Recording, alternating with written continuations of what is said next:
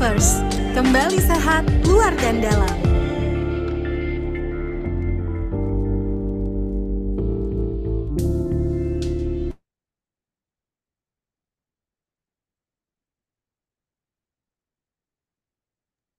Oke, halo. Oke, selamat malam dan selamat datang peserta webinar hari ini bersama SKV ya. Nah, dua orang nih kayaknya ini. Perkenalkan aku Hanifah dari SKV dan aku ditemani oleh rekan aku hari ini adalah, Halo, selamat malam dengan aku Vina. nah kita berdua yang akan menemani teman-teman semua pada hari ini. Oke, Hanifah, peserta yang mendaftar hari itu ada sekitar 150 lebih loh ya. Dan sekarang yang udah masuk Zoom udah sekitar 30 lebih ya. Nah, mungkin boleh nih kita sapa teman-teman yang hadir ya. Boleh dong teman-teman di komen dari mana aja. Ada yang dari Jabodetabek nggak? Coba, boleh dong di komen. Dari Jabodetabek ada nggak? Atau ada yang dari Sumatera nih atau dari Pulau Kalimantan kayak jauh-jauh nih ya. Bisa yuk kita sebelum memulai acara webinar hari ini, kita kenalan dulu yuk. Sebentar di kolom komentar udah banyak nih Mbak Vina nih kayaknya nih. Iya, ada yang dari Tangerang, dari Bandung. Wah, banyak banget ya. Yang hadir tuh ternyata dari seluruh Indonesia. Nah, Hanifah, webinar hari ini tuh sebenarnya kita bakal spesial banget loh. Nih, ada yang dari Lombok juga. Wah, jauh banget Oh, ya dari Lombok, dari Malang, Aceh. Wah, bahkan ada kota-kota yang mungkin aku nggak terlalu tahu. Ternyata semuanya hadir di sini ya. Karena tentunya pasti mereka mau menghadiri webinar yang spesial banget ya, yang akan membahas seputar masalah perempuan ya. Sesuai dengan tema kita nih, mau program hamil, yuk cek menstruasi Anda.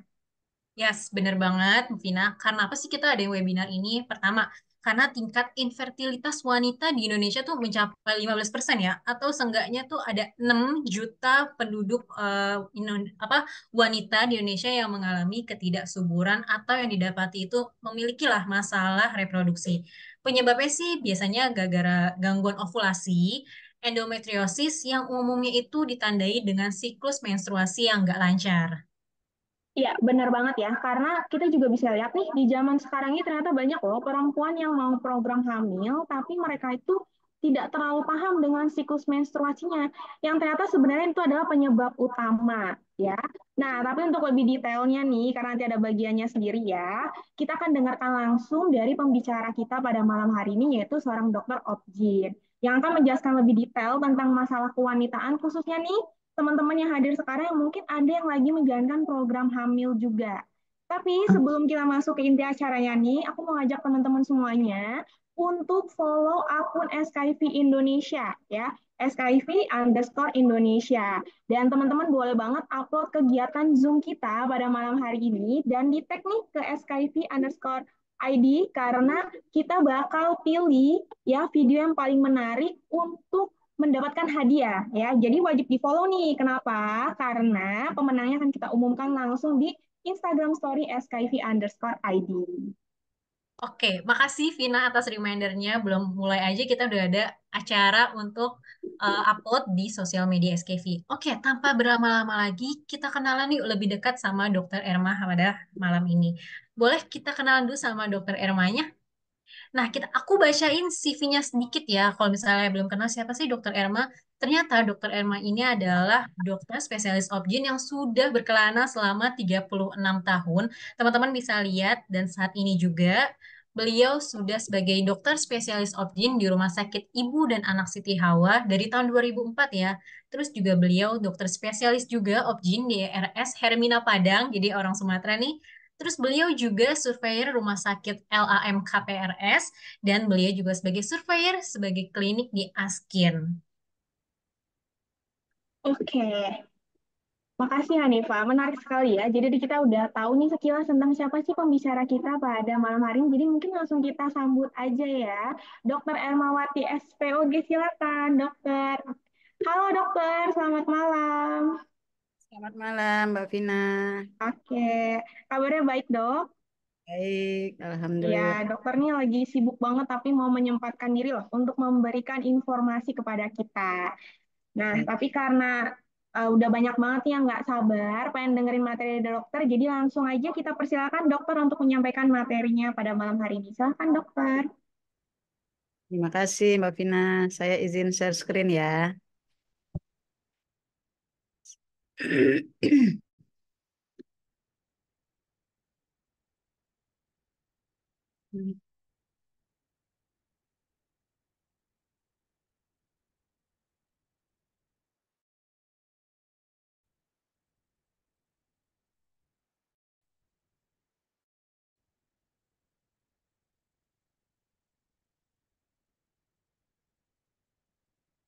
Hilangan yang disampaikan itu ini.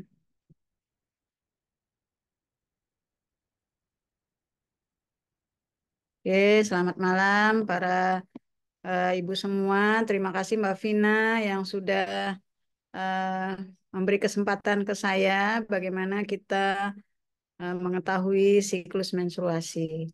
Ya.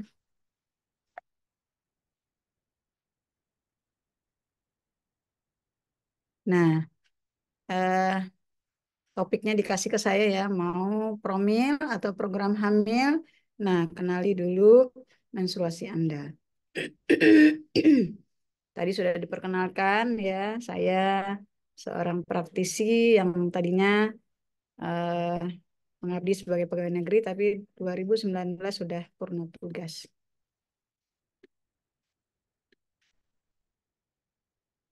Nah, kita bicara hamil. Kalau seorang perempuan itu sudah dewasa, sudah menikah, pasti pikirnya bagaimana segera bisa hamil. Nah, kalau kita eh, mau bicara hamil, tentu hamil itu tidak akan pernah terwujud kalau kita tidak punya siklus menstruasi yang normal. Artinya apa? Pada siklus menstruasi yang normal itu kita pastikan ada kesuburan atau yang kita sebut dengan ovulasi. Nah, pada kondisi ini baru kita bicara hamil. Nah, kita harus mengenal sedikit menstruasi itu apa sih? Nah, mungkin semua sudah tahu ya bahwa menstruasi itu keluarnya darah dari vagina. Ya, dampak daripada siklus bulanan.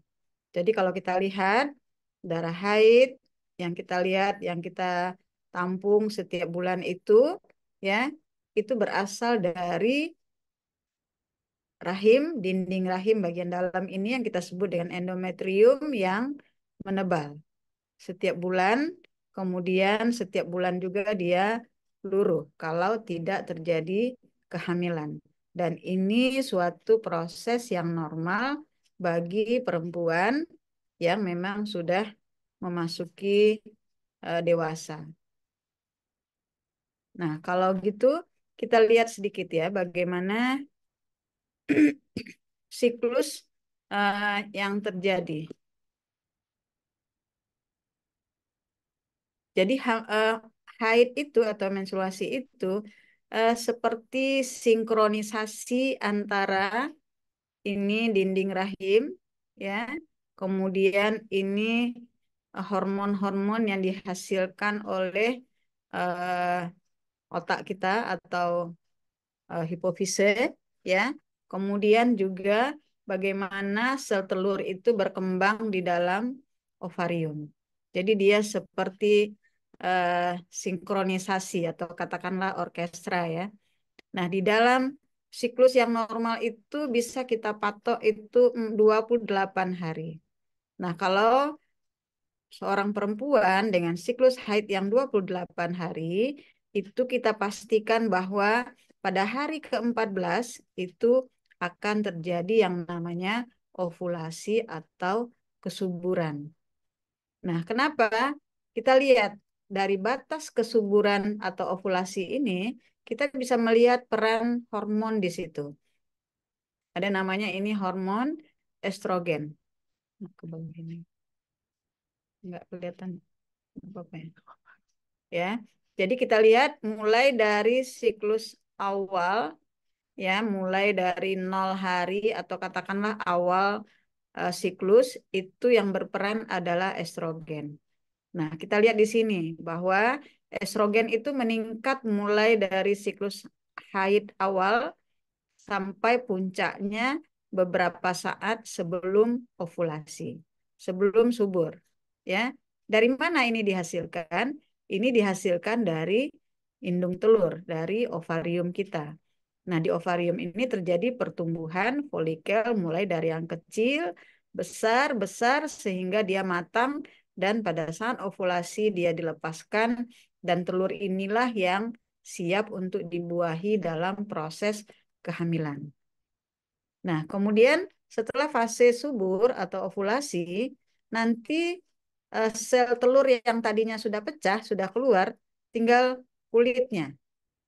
Tinggal kulitnya yang kita sebut dengan corpus luteum. Nah, ini hormonnya yang dihasilkan adalah progesteron. Ya.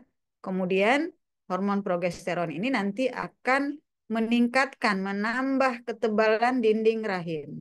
Nah, kita tahu tadi kalau di sini selnya tumbuh, kemudian di sini dibuahi, kalau terjadi kehamilan, dia akan tertanam di dalam rahim yang sudah dipersiapkan oleh hormon progesteron. Nah, sebetulnya ini simpel sekali. Ya, dari siklus haid itu kita hanya melihat bagaimana kondisi estrogen dan progesteron itu seimbang sehingga terjadi ovulasi. Kalau siklusnya 28 hari, kita bisa pastikan ovulasi itu terjadi pada hari ke-14. Inilah suatu siklus haid yang normal, yang semua kita perempuan harus menyadari dan mengetahui. Nah, kalau kita bicara tadi hormon estrogen, progesteron, ya, itu kita bicara tadi untuk siklus haid. Tapi untuk seorang perempuan atau untuk pertumbuhan, perkembangan semua organ yang ada di badan kita ini, hormon estrogen itu diperlukan, ya. Mulai dari bagaimana otak mengontrol suhu tubuh, itu dia butuh estrogen. Bagaimana mengontrol ketidakstabilan emosi, dia butuh estrogen. Mungkin ibu-ibu lihat ya bahwa dengan kondisi siklik estrogen progesteron itu akan terlihat berbagai macam mood atau ketidakstabilan emosi pada beberapa wanita, ya. Apalagi kulit, ya. Kulit itu sangat membutuhkan hormon estrogen. Ya, bagaimana dia mempengaruhi ketebalan kulit, kelembaban kulit, kemudian meningkatkan kolagen dan jaringan elastin. Jadi ini penting, ya. Kemudian juga dia berfungsi juga terhadap saluran kemih, ya. Kemudian berfungsi juga terhadap meningkatkan kepadatan tulang. Saluran kemih kita lihat ya bahwa kalau orang tua estrogennya sudah menurun, itu kadang-kadang dia tidak bisa menahan kencing. Nah, itu juga salah satu efek daripada progesteron. Nah, hari ini kalau kita bicara kehamilan, ya, hubungan haid dengan kehamilan, berarti pengaruh estrogen yang banyak kita bahas nanti adalah pengaruh estrogen pada rahim atau uterus dan pada indung telur. Ya, bagaimana dia merangsang pematangan sel telur, bagaimana dia merangsang dinding lapisan rahim menjadi tumbuh dan menebal, ya. Kemudian dia akan menentukan kesuburan seorang perempuan. Nah, tadi sudah dilihat bahwa hormon estrogen pada wanita itu harus seimbang dengan hormon lain. Tadi kita bicara hanya 2 hormon. Sebetulnya banyak lagi hormon yang lain yang mempengaruhi keseimbangan. Tapi yang paling berperan adalah 2 tadi, estrogen dan progesteron. Ya, jadi artinya apa? Estrogen dengan hormon lainnya itu harus seimbang. Kalau dia seimbang, saya katakan sinkron, berarti ibarat orkestra nyanyinya akan bagus, hasilnya akan bagus. Tetapi apabila dia tidak seimbang, akan terjadi ya seperti dia bisa turun banyak sekali, naik banyak sekali. Nah, bayangkan tadi bagaimana efeknya terhadap semua organ, terutama adalah untuk rahim dan indung telur. Nah, ketika hormon itu mulai tidak seimbang, dia akan mempengaruhi tubuh, akan muncul berbagai macam masalah. Makanya kalau kita lihat perempuan ya, kadar estrogen yang terlalu tinggi, mungkin terjadi proses penebalan dinding rahimnya terlalu banyak sehingga haidnya menjadi lebih banyak. Kalau terlalu rendah, mungkin dia nggak bisa haid, hanya ada banyak keputihan misalnya. Jadi ini akan mengganggu. Nah, bagaimana kita hidup sehat? Kadar hormon yang balance atau yang seimbang. Iya, sayang. Nah, kita lihat kalau umur wanita 20 tahun, biasanya ada jerawat di wajah, ada pertumbuhan yang tidak sesuai, ya, haid yang tidak teratur, itu biasanya kita sebut dengan premenarche. Jadi, eh, pengaruh hormon estrogen itu pada perempuan itu mulai muncul pada saat menarche atau haid pertama kali. Tetapi haid pertama kali begitu datang, dia belum tentu akan seimbang, belum tentu akan teratur. Kadang-kadang mengalami beberapa gangguan, sehingga ini kita sebut bahwa pada wanita usia segini masih didapatkan keadaan hormon yang tidak seimbang. Nah, tetapi kalau pada wanita sudah usia reproduksi, ya, umur 30 tahun, kalau ini tidak seimbang, ya tentu akhirnya kesuburannya atau ovulasinya tidak muncul, sulit hamil, maka dia cepat lelah, ya, wajahnya suram atau tidak ceria, kulitnya akan kusam. Ini kita lihat pada eh, wanita usia 30 tahun. Nah, kalau sudah 40 tahun ke atas, nah dia cepat akan menurun fungsi sel-sel yang dirangsang oleh estrogen tadi.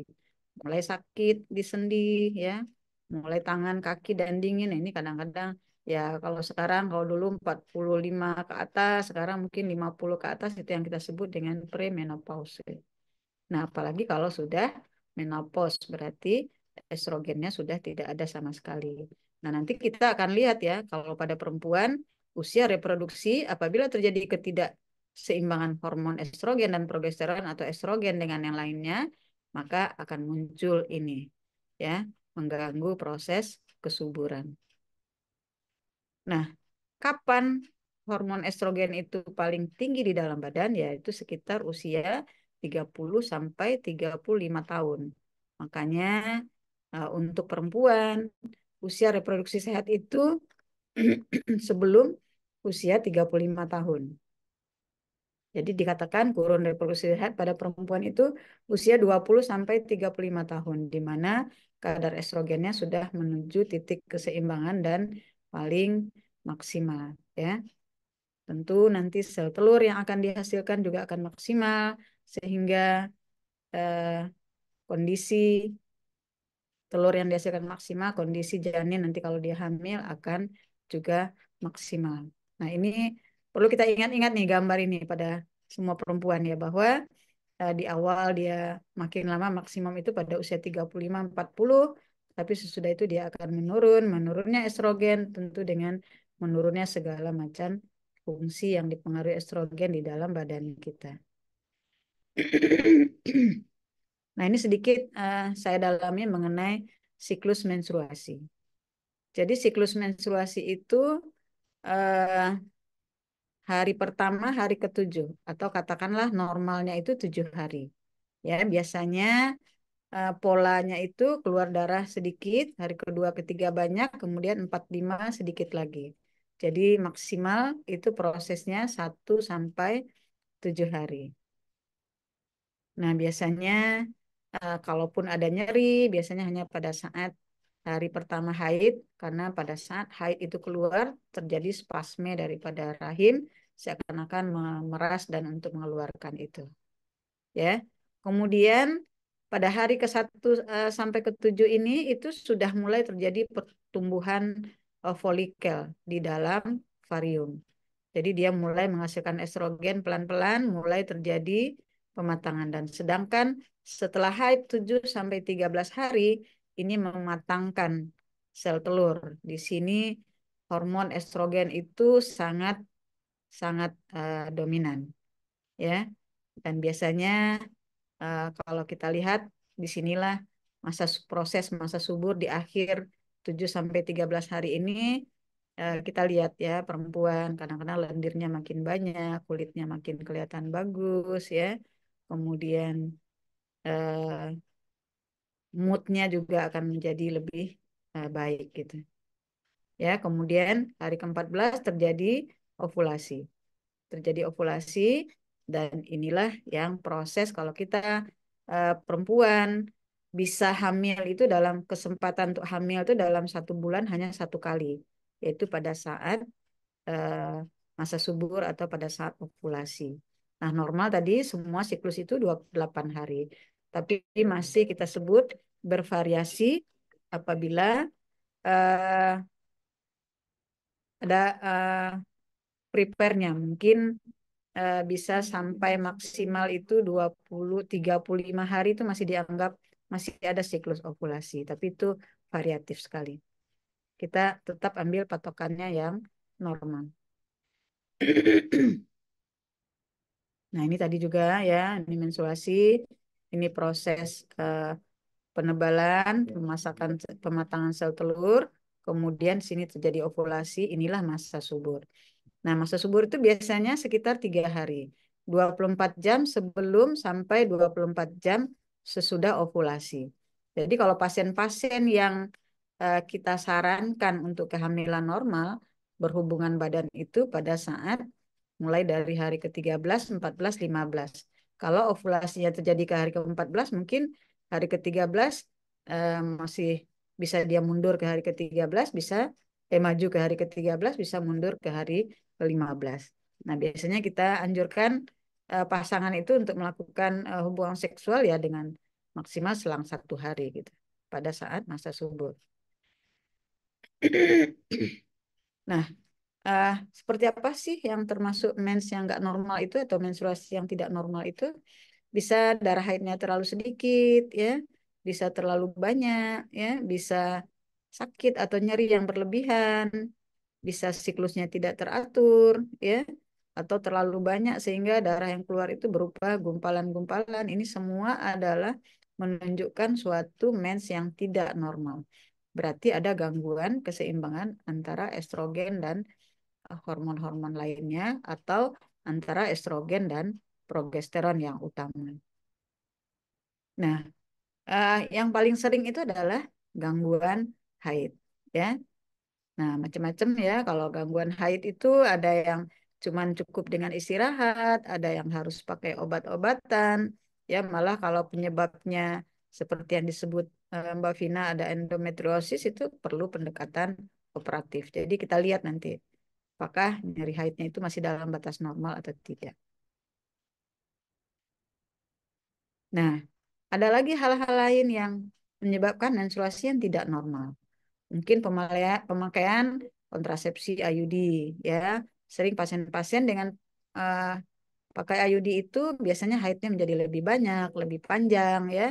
Atau pasien-pasien yang mengkonsumsi pil KB tertentu, ya, itu juga akan membuat mensnya tidak normal. Ada malah kadang-kadang haidnya nggak keluar, ya, pengaruh pil KB.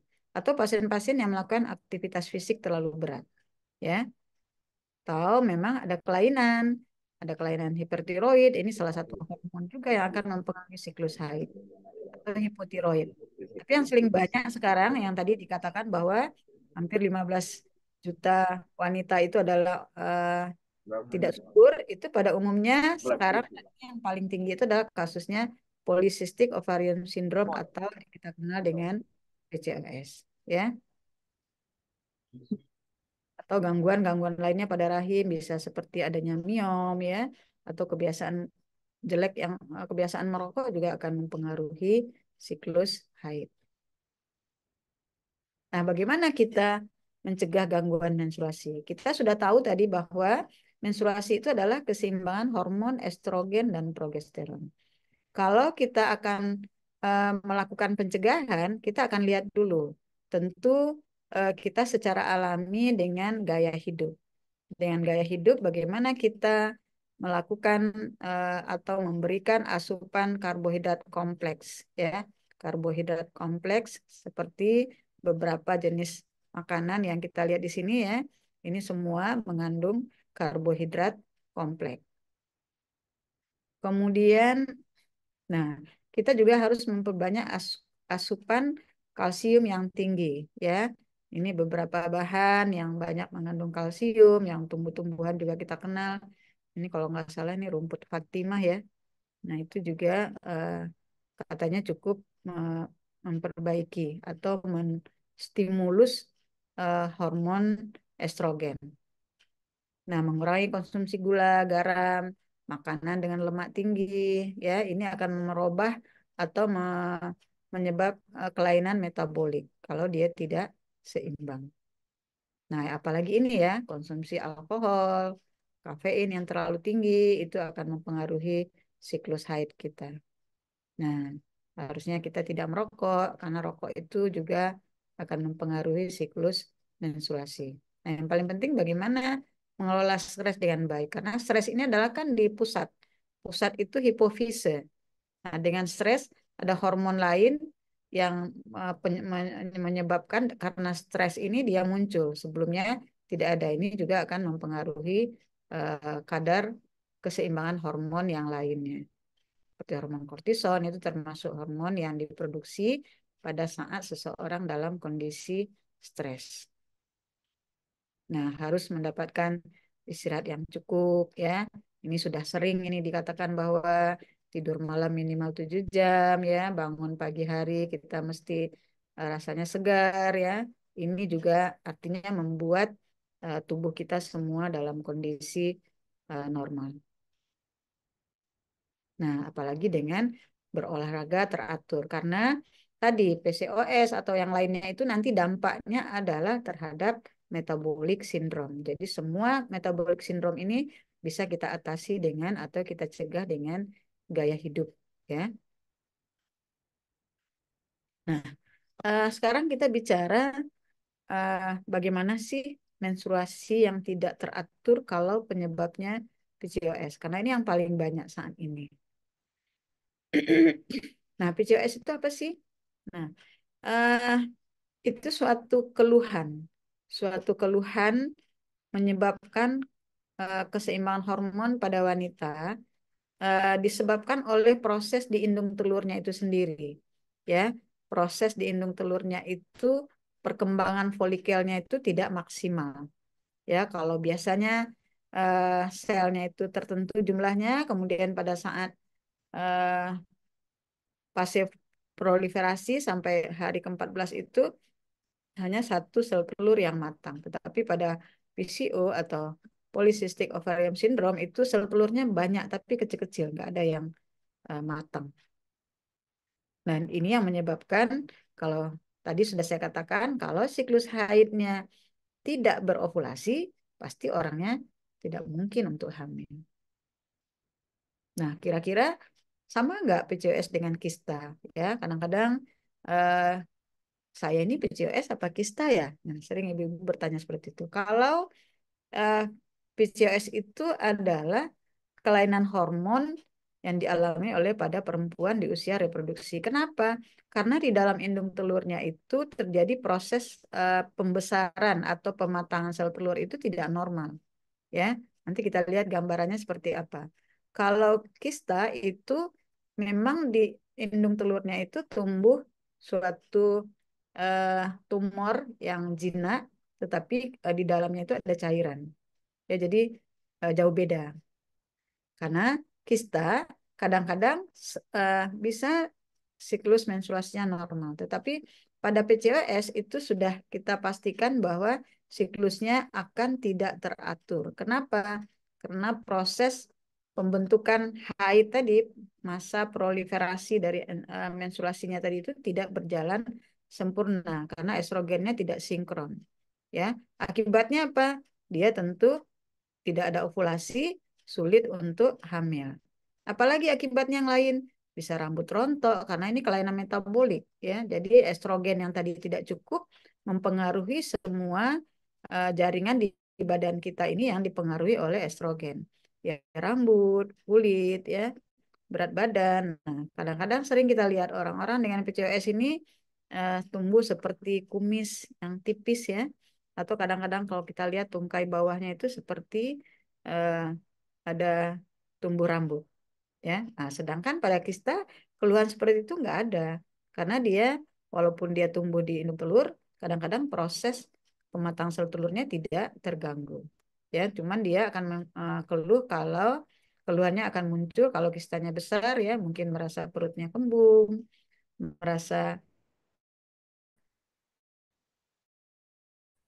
pada saat bekerja mungkin nyeri di payudara, sakit BAB atau kencing ya, itu karena pembesaran kista di dalam eh, rongga panggul. Tetapi kalau PCOS dia nggak membesar, dia tetap ukurannya normal, tetapi dia menghasilkan estrogen yang tidak seimbang karena perubahan pertumbuhan sel telurnya.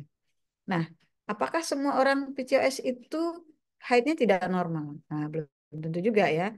Malah ada eh, haidnya yang teratur tetap ya.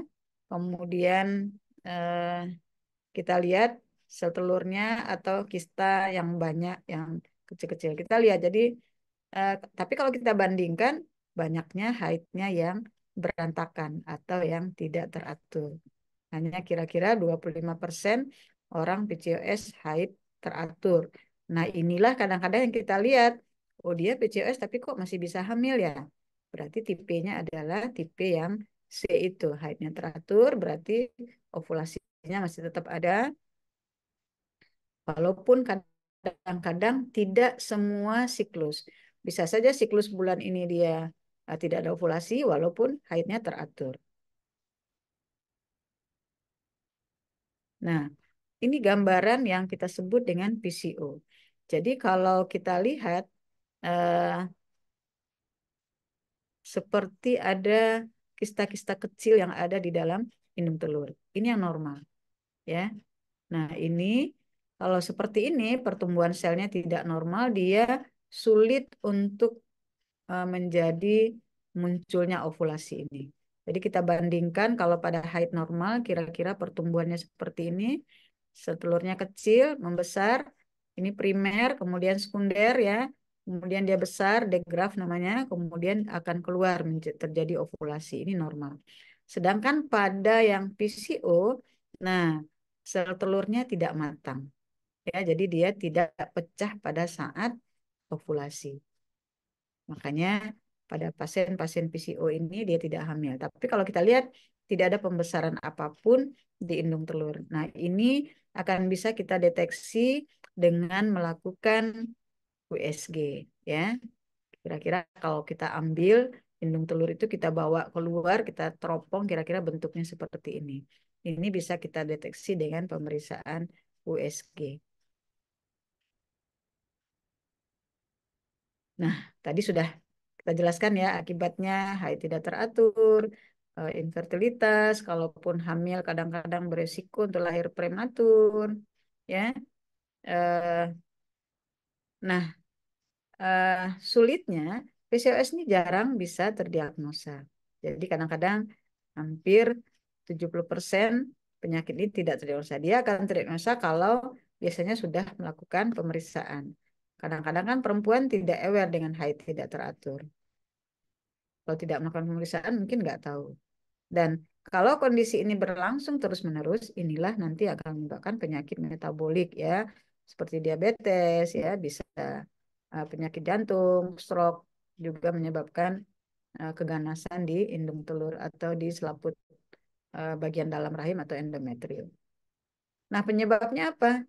Penyebabnya sampai sekarang belum ketahui ya, unknown. Jadi orang menduga-duga saja.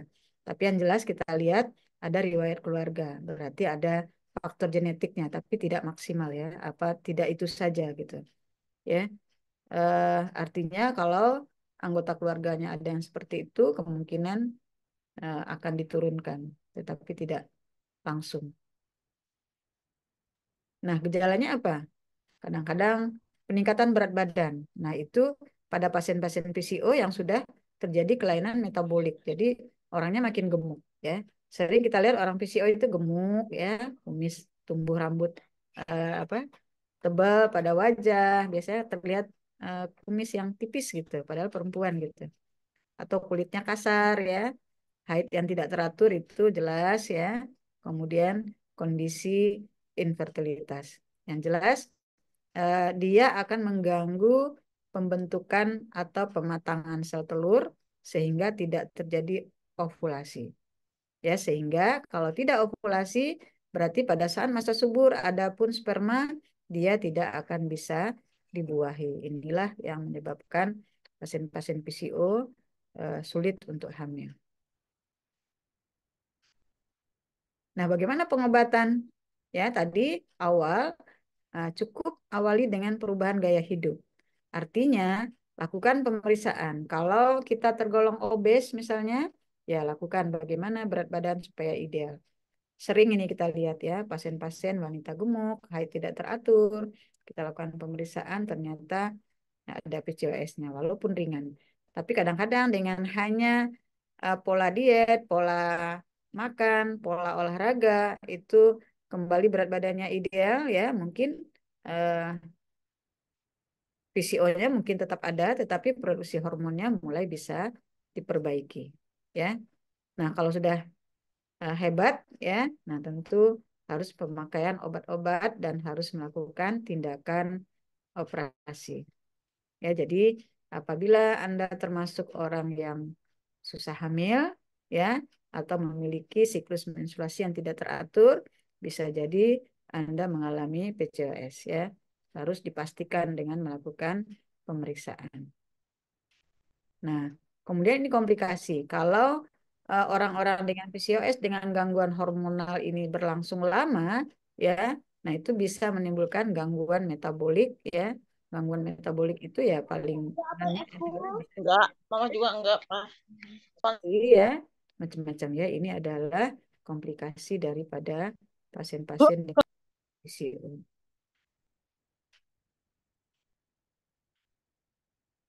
Nah, risiko gangguan kesuburan tadi sudah jelas ya, bahwa apabila siklus menstruasi tidak teratur ya, berarti siklus menstruasi itu tidak mempunyai ovulasi, tidak mengalami ovulasi.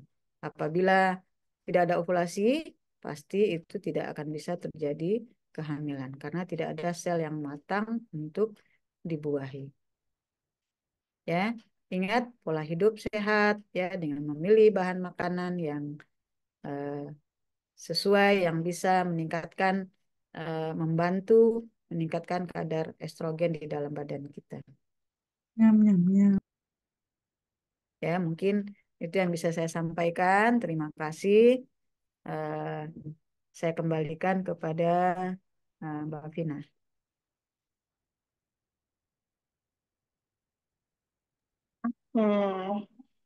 Oke, terima kasih ya dokter untuk menjelasnya detail banget ya. Kita lebih banyak banget tadi penjelasan mulai dari secara gambaran umumnya ya tentang hormon estrogen dan tadi ada beberapa masalah-masalah yang dihadapi gitu ya dan ada beberapa solusi juga. Nah, kebetulan kita akan buka dulu nih dok, tanya jawab ya, karena dari penjelasan dokter tadi ternyata menarik antusias para peserta kita cukup banyak, sampai nih banyak banget pertanyaan yang masuk ya. Tapi kita mungkin nggak bisa jawab semuanya ya dok ya, jadi mungkin ini aku pilih beberapa aja, karena ada beberapa yang hampir mirip-mirip nih pertanyaannya ya. Nah, ini yang pertama ada dari Kak Nadila, SQA. Ya, pertanyaannya, Dok, saya usia 29 tahun, sudah USG 2 kali dan hasilnya PCO. Di 2023, haid saya hanya flat coklat tiap bulan. Saya sebentar lagi menikah. Apakah perlu untuk cek fertilitas dulu supaya bisa treatment lebih awal? Kalau perlu, tes apa saja yang perlu dijalani, Dok, supaya nanti bisa segera hamil? Terima kasih, Dok. Mungkin boleh Baik. dijawab, Dok? Langsung ya Mbak Vina ya. Oke, terima kasih. Nah, kalau kita bicara kehamilan ya, kalau Anda memang menginginkan untuk segera hamil sebelum menikah, tentu pastikan dulu apakah siklusnya berovulasi apa tidak.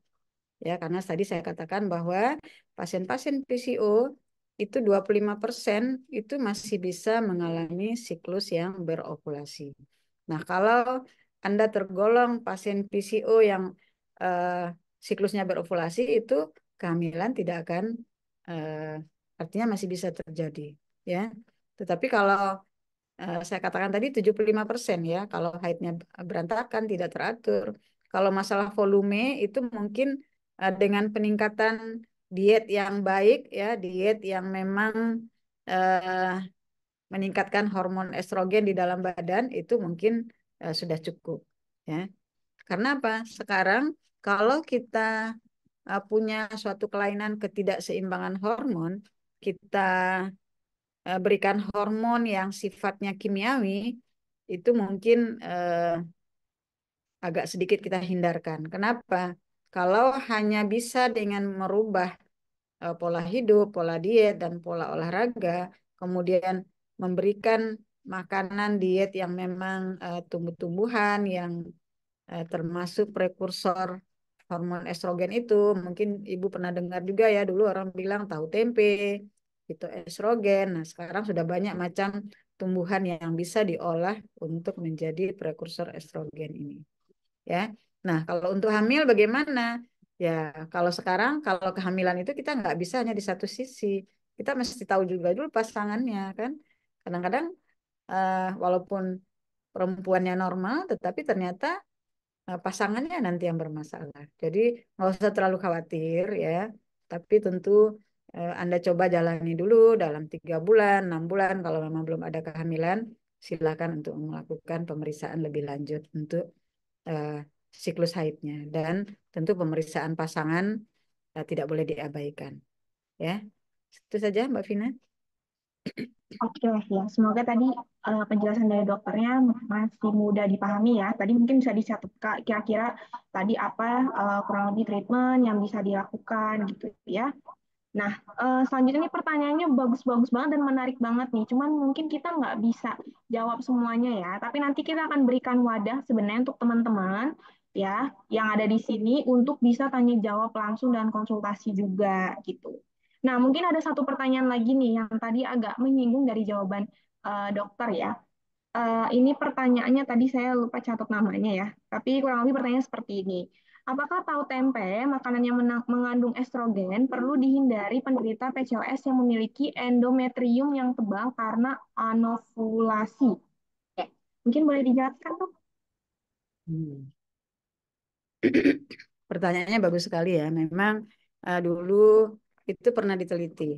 Artinya bukan dihindari, karena kan pada pasien-pasien PCOS itu estrogennya tidak bisa maksimal sampai di hari ovulasinya tadi.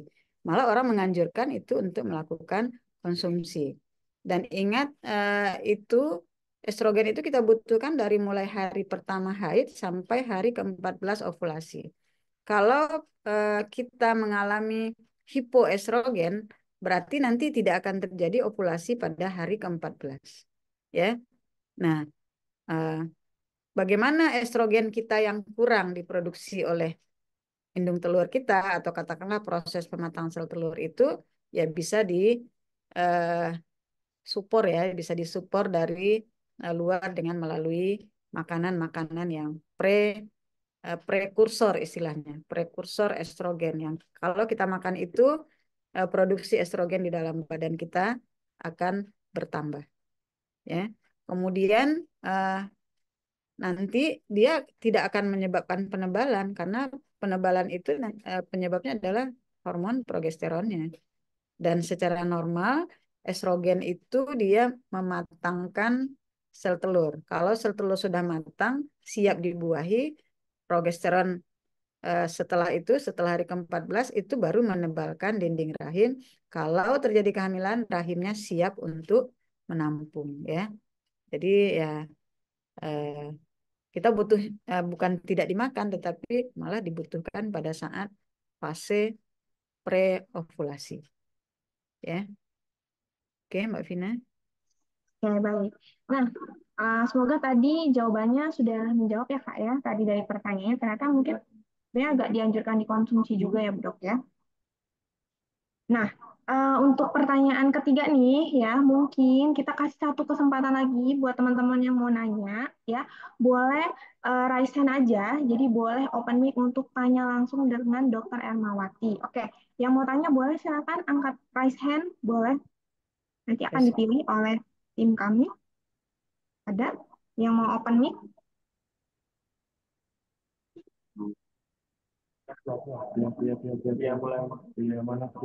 Ini istizab, oke. Oke, Kak Istizab ya, Kak Istizab bisa di open, oke, boleh open Kak, silakan ada Iya. pertanyaan. Oke, Assalamualaikum dokter. Salam. Perkenalkan dok, saya Isti dari Lampung. Yang kebetulan saya baru menikah 5 bulan dok, dan didiagnosa PCOS pada bulan pertama saya menikah. Tapi saya ini termasuk PCOS yang kurus dok, yang lean PCOS. Dok, selama ini tuh kurang lebih 5 bulan ini saya diterapi obat Inlasin sama Ovacare dok. Pertanyaan saya, ada nggak dok obat yang lebih dosisnya lebih baik dibanding Inlasin? Karena saya terbiasa dengan obat dosis tinggi dok. Oke, sudah Ibu. Ya baik, terima kasih. Mungkin silakan. Dok, satu lagi boleh nggak dok? Oke, boleh ada satu lagi, oke.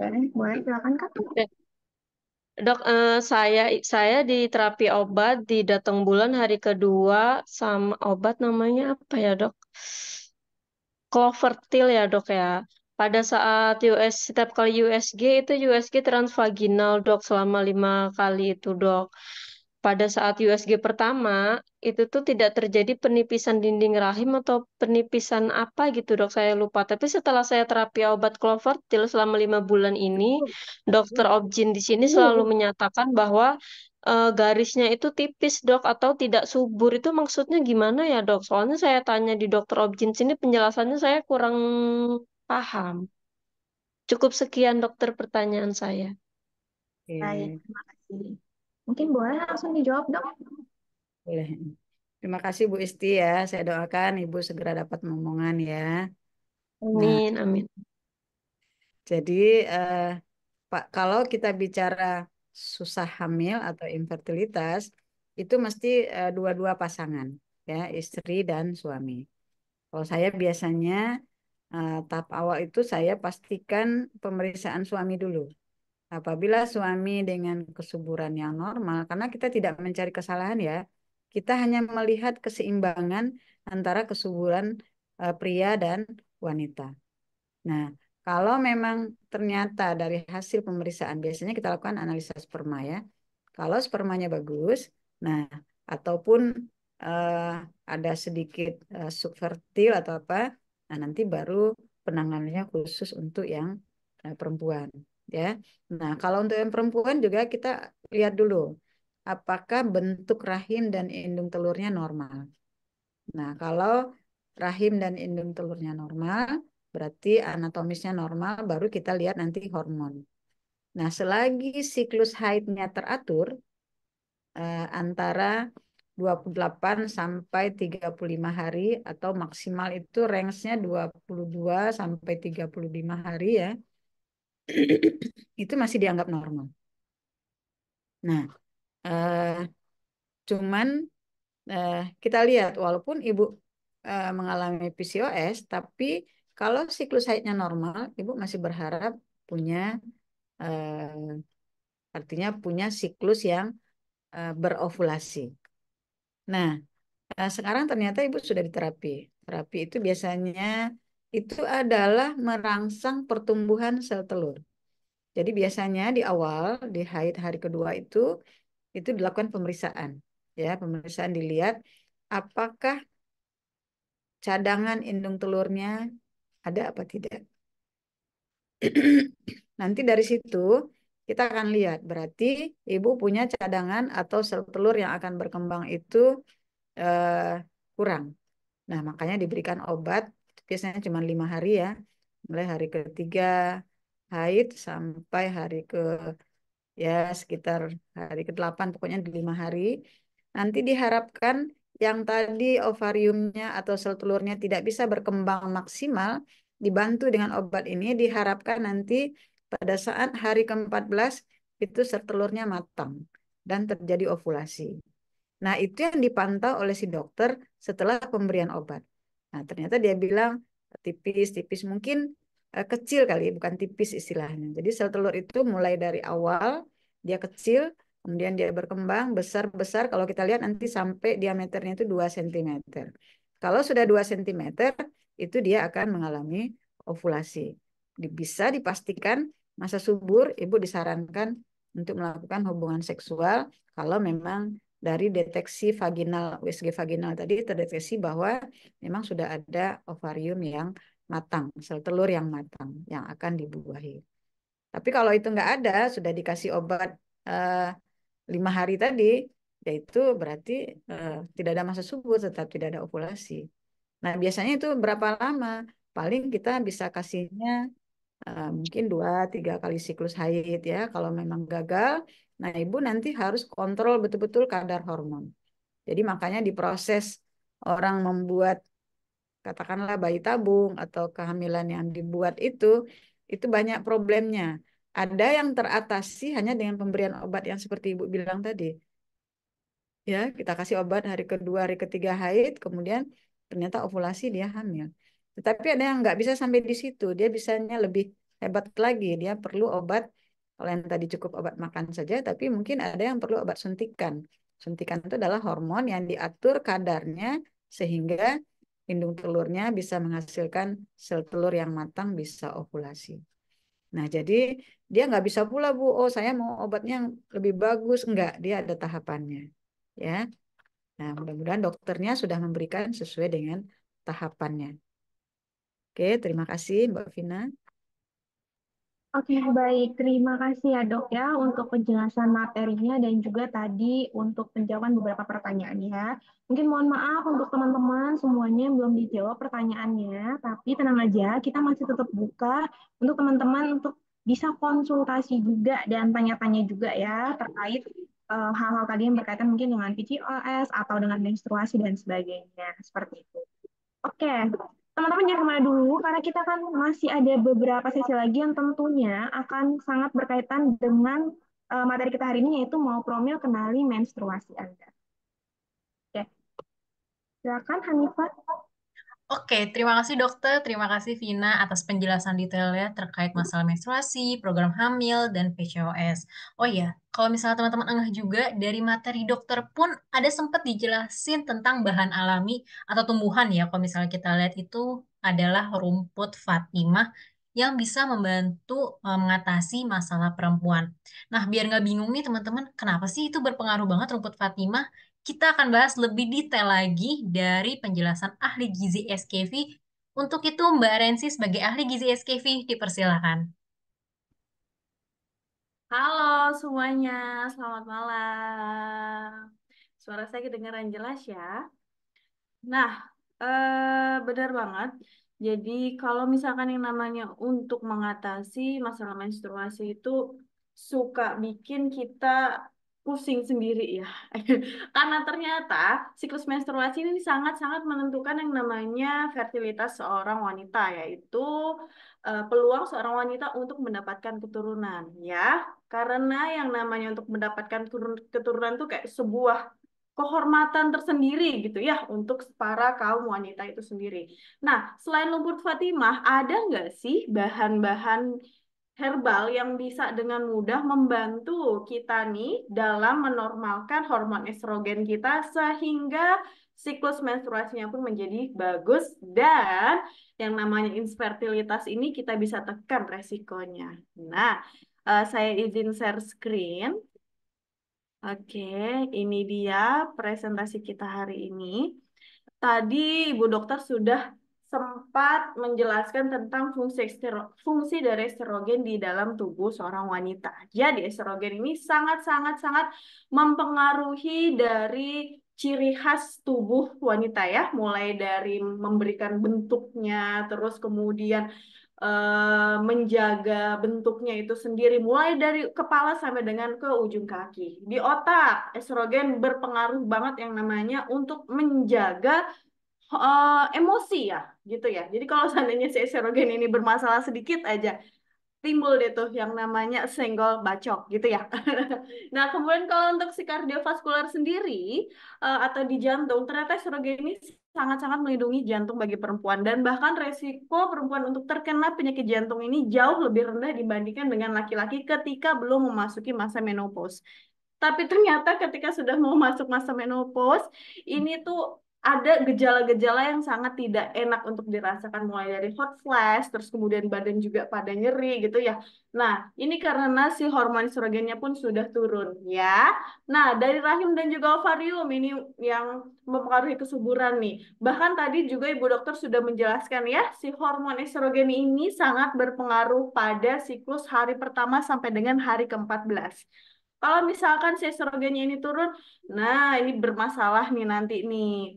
Terus kemudian dari kulit, memberikan istilahnya itu si kulit ini akan terlihat menjadi lebih halus, kemudian juga nggak kusam ya. Jangan-jangan kita udah pakai berbagai macam skincare, berbagai macam perawatan, kok kulitnya tetap kusam gitu aja. Jangan-jangan memang dari hormon estrogennya yang bermasalah ya. Kemudian lemak tubuh dan dari vagina sendiri ini juga bisa menjaga kelembapannya dan payudara untuk kencangan dari payudara itu sendiri dan hingga ke kulit maupun ke rambut ya. Bisa dilihat ya secara garis besar bahwa estrogen ini memberikan ciri khas kewanitaan. Oke. Nah, bayangin kalau seandainya si hormon estrogen ini turun ya.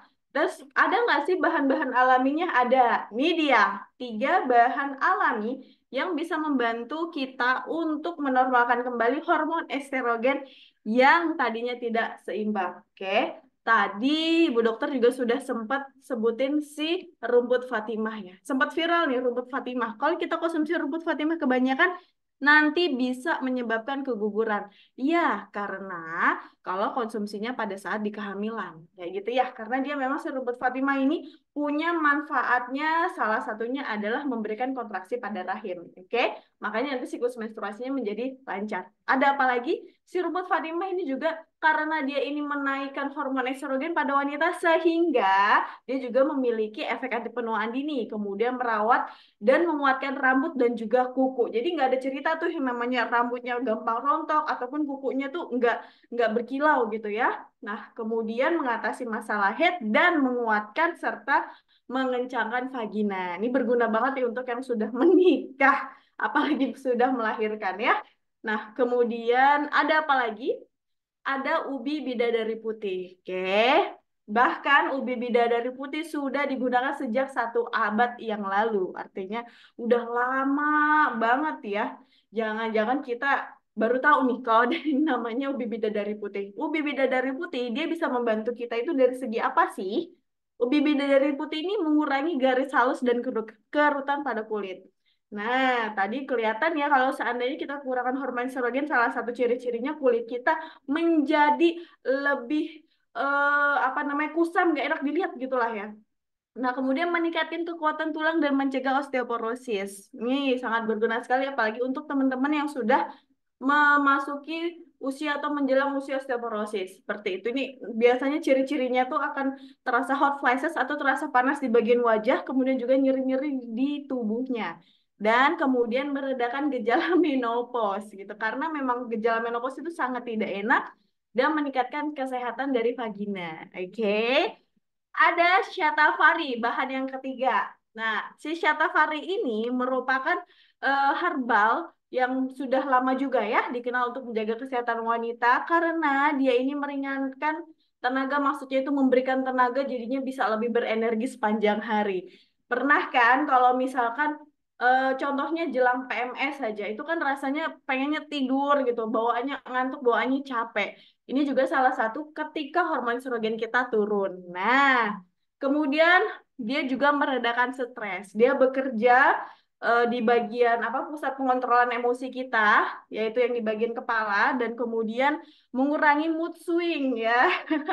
Dan melancarkan siklus menstruasi serta meningkatkan fungsi sistem pencernaan. Nah, tapi jangan salah ya, penggunaan produk herbal yang tidak tepat justru malah teman-teman akan bisa yang namanya itu kena efek sampingnya. Salah satunya tadi ya, keguguran tadi.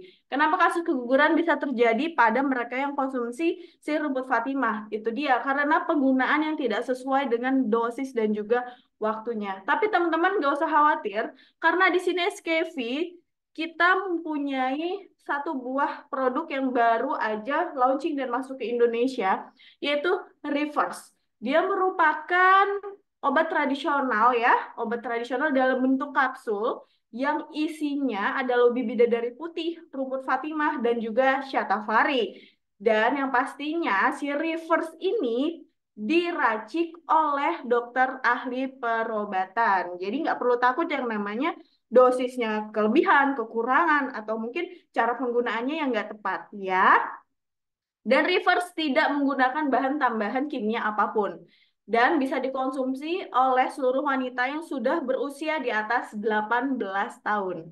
Tetapi kalau seandainya memang di bawah 18 tahun, ada indikasi medis yang membutuhkan bantuan untuk menyeimbangkan kembali hormonalnya, itu juga bisa digunakan. Dan sangat disarankan sekali untuk dikonsumsi di pagi hari ya. Kenapa? Kok pagi hari?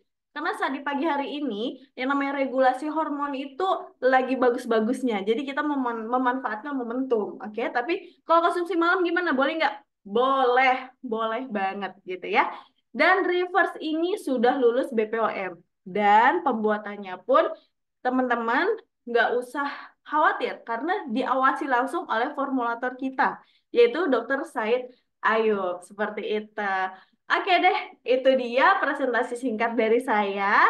Semoga bisa bermanfaat. Saya kembalikan lagi kepada host.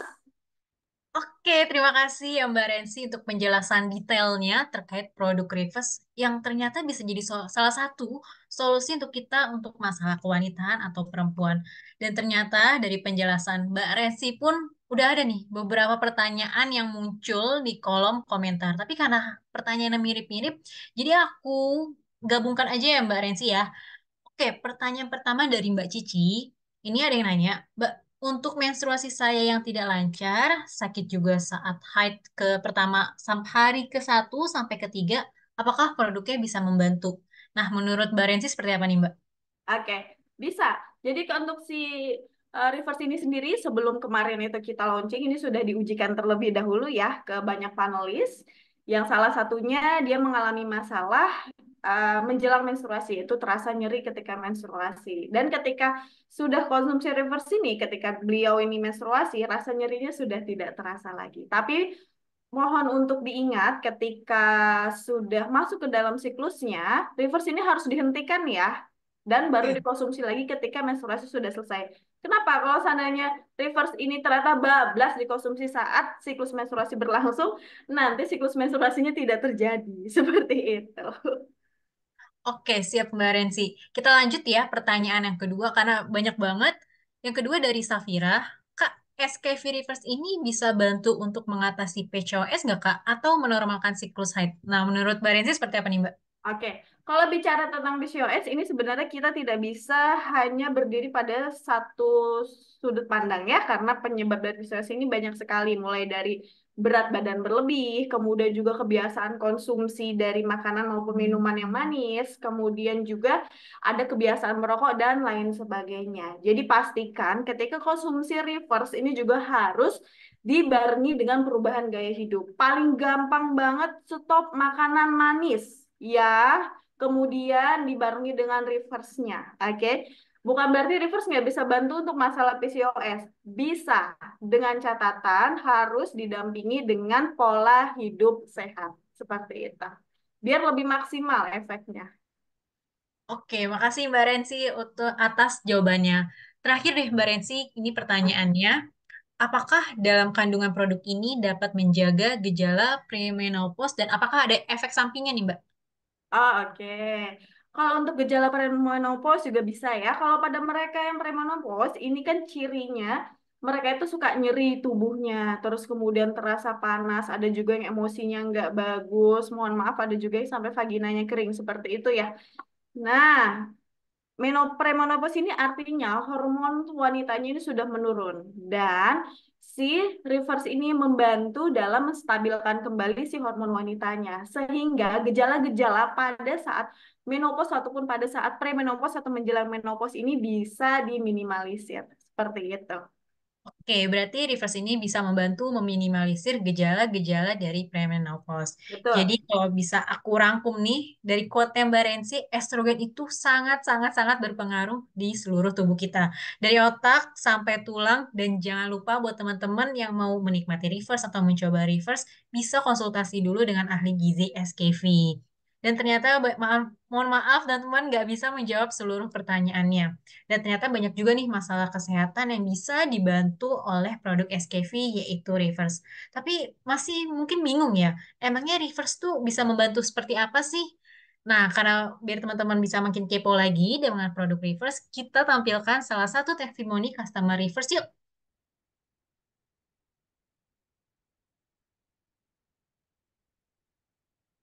Ternyata pas tes pack, wah garis 2 gitu. Beneran nih.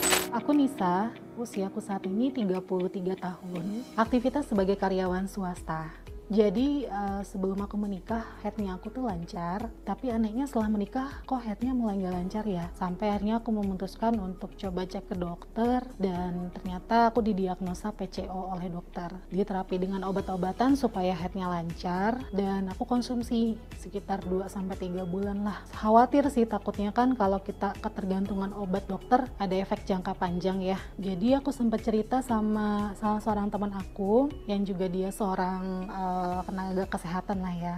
Dan aku disarankan untuk konsumsi reverse. Aku minum rutin sampai akhirnya aku ngerasa kok ada yang aneh ya di diri aku gitu. Feeling lah gitu, nggak kayak biasanya. Aku harusnya sudah jadwal head tuh, iseng tes pack, mana tahu gitu ya hasilnya positif ya. Ternyata pas tes pack, wah garis 2 gitu. Beneran nih. Yaudah deh, stop dulu reverse-nya kan, karena kata teman aku harus berhenti saat kita hamil kan atau haid. Kayak nggak nyangka ya bisa hamil alami juga gitu, padahal baru sekitar 2-3 minggu minum reverse waktu itu. Cuman aku bener-bener sadar banget kalau tanda-tanda kehamilan tuh biasanya kan mual, pusing dan lain-lain ya. Nah, aku SG, alhamdulillahnya aku ternyata dikaruniai anak kembar dan alhamdulillah udah lahir, anaknya juga sehat, selamat semuanya.